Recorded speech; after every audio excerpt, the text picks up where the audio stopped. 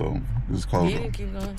So as far as Mamdani or Mamdani, Mom, M-A-M. Mamdani for your mommy, I think you're gonna see all types of racism, man. You're gonna see. I mean, you already heard it. I mean, I was listening to the GOP this morning, and all they're doing is gaslighting, using these kind of catchwords. Oh, he's a socialist. He's a communist. Like, you know what I mean? Like, they don't have no idea what these words mean. And meanwhile, you keep saying it's the Democrat shutdown. Nah, fool, it's y'all shut down because y'all control all three branches of government. You control the presidency, the Senate, and the House. So any type of gaslighting, this is what they do. This is what white folks do.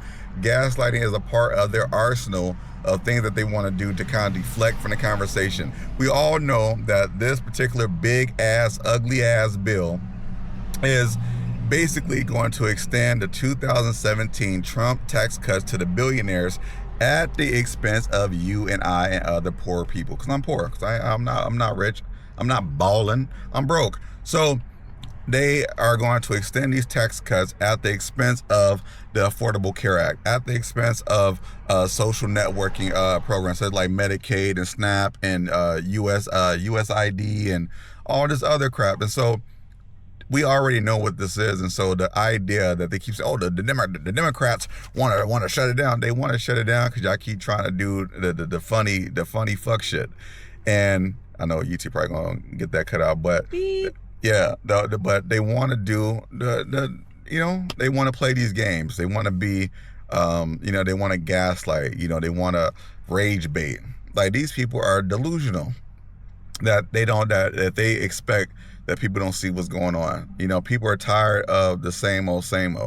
We know that anytime the Democrats come into power, Republicans' sole mission is to derail anything they're trying to do and trying to sabotage. That's why you haven't seen no change. And this is also why you don't even hear them talk about trying to end the filibuster. Now, for people who don't know, in the Senate, you need at least 60 votes to pass anything. So it's not like a 50-50 split. And so right now they have the reconciliation, and that's why you have the shutdown, because they don't have enough votes. Supposedly is at 55, but that's still not enough. And so at the end of the day, people got to stand up for what's right. And you cannot cut social programs for rich people. Why don't you cut Israel? Why don't you defund Israel? Take that money from the genocide that you're allowing to happen in Israel and then fund these programs. How about not giving money to Argentina? How about not buying the damn ballroom for $300 million? We're not going to allow these white folks to gaslight us to oblivion. And so I'm really happy for New York, man. I think I'm gonna have to do a little visit in the next couple years, God willing, to New York, just to see. People want change. People are saying, hey, these Republican policies aren't effective. Half of these Democratic policies ain't even effective, and so we need something different. Right? Yes, all of that. But in the meantime, I think we know that these systems and the government is not set up to be helpful when situations like this happen. We saw the SNAP benefits thing. He's been kind of like dangling this over people. Like, I'm just taking this, right? And people, millions of people are going to go hungry or lack of access to food because SNAP benefits are going to be cut, right? And then he turns around and he's like, actually, I could give you a little bit of that money back. Like a pimp. Yeah, and so what all of that, right? What brought out for people who have scarcity in resources is all this fear around where their next meal is coming from. And most people, or if you don't know or don't understand, that all these things are interconnected. So when you starve people, right, they're going to look for ways to feed themselves. They're going to look for ways to sustain. And those things lead to other things, right, that put them in the grips of the system. For me, community collective care it becomes really important. And so this is a time where folks need to start working in collaboratives and connection with one another in community to put together resources to give people that need it. that we know are going to be the most vulnerable. And so these collectives of folks that are handing out food and groceries, and businesses that have the capacity to like give free meals and things like that, because what we are not really quite understanding, well, I hope that people understand, is that this is going to get worse before it gets better. And we are in a situation where corporations are not being held accountable for obviously taxing them and all of that, right? Which is important in order for, they need to pay their fair share, period. But they should be the ones putting out food banks and putting in and giving away food and all that, because they have all the unlimited resources. But we can't rely on these folks because they're greedy. They don't want and to. So therefore, we need to get out of our own way, each other's way, to help other people. And so if there's any message that I want to leave on this, is like, if you're not connected to an organization, if you don't work for an organization that is doing this kind of work, doing community collective work, then you should be putting a bare minimum, posting up on your social media where people can go and get groceries, where people can go and get medical care for free, or for free, where people can go and get any services that are being cut that they're not having access to, because it's only gonna get worse. And if we don't do things for ourselves, right, we can't rely on what's happening, whether it's whatever city hall, wherever you stay. We can't rely on that. And we most certainly can't rely on what's happening in politics in another state.